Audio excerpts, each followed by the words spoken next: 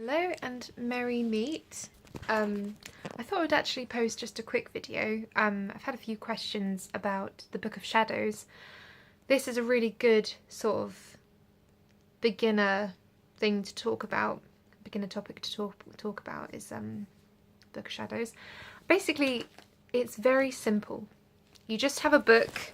You buy a book. You make a book. You find a book. Anything. A book. A blank book. It's probably best if it's not been written in before because you want it to be a fresh start. So I would recommend, again, like I said, buying one or finding one that you haven't used yet. Now, there's been some questions about what type of book it should be.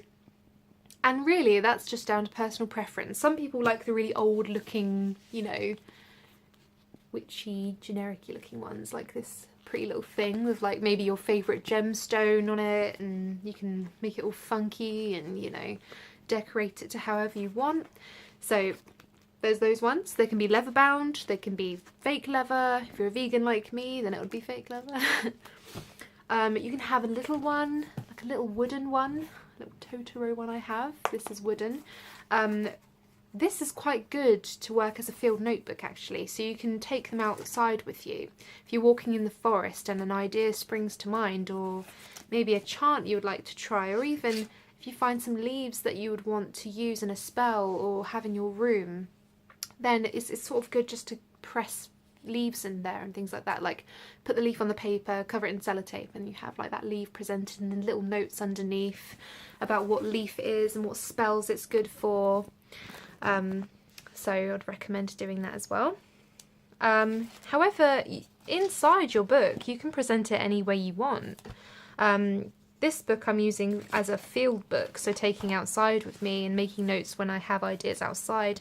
It's perfect for your handbag or your rucksack or even your pocket. I've got pretty big pockets, so I pop this in my pocket and I just scribble down ideas, like smudge stick ones. There's one that I go more intensely to, like drawings and detail and things like that, and I'll show you that now. For example, bugs that represent things, insects that represent certain things, and how you can involve them in your spells without harming them. So I would have the different sort of glow worms, for example, bugs, and I'd write all about them and draw the anatomy of them. It is a hobby as well, you can make your Book of Shadows an piece of artwork as well. See, I've got a little anatomy drawings of bumblebees and what they represent, and even the legends and different beliefs different countries, different spiritualities have about them, because you can incorporate anything you want into your Book of Shadows. It's whatever helps you. It can be research. It can be research into different people who are Wiccan, solitary Wiccan. It can be a spell that you saw online and you want to write it down, you want to experiment with it, maybe even change it to how you want it to be. It is just like that. It's writing ingredients for a witchy meal.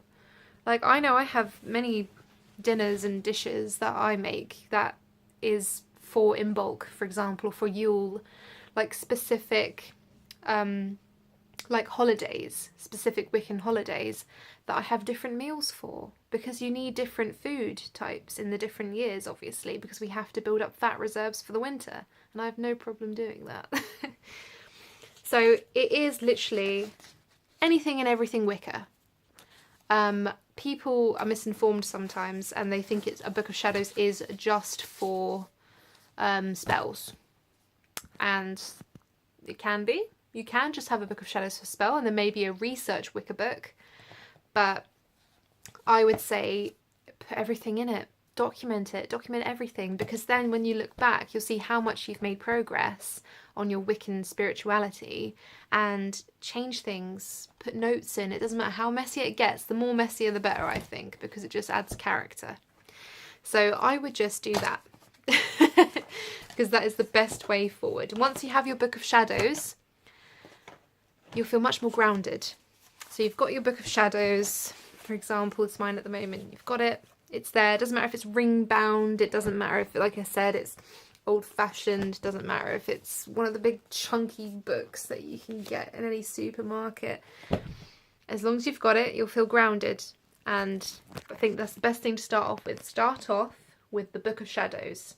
And then the second thing we'll talk about is an altar and what goes on the altar and what you can have on the altar. And after that, we could probably talk about goddesses and gods. But there will be another video, of course, explaining that and going into that, sharing my opinions on it. And we will also talk about animals and their meaning. So I'm not going to go into every single animal's meaning, but for example, I'll give you a little taster of my thoughts on it. As you know, my favourite animal is the fox. It's definitely my spirit animal.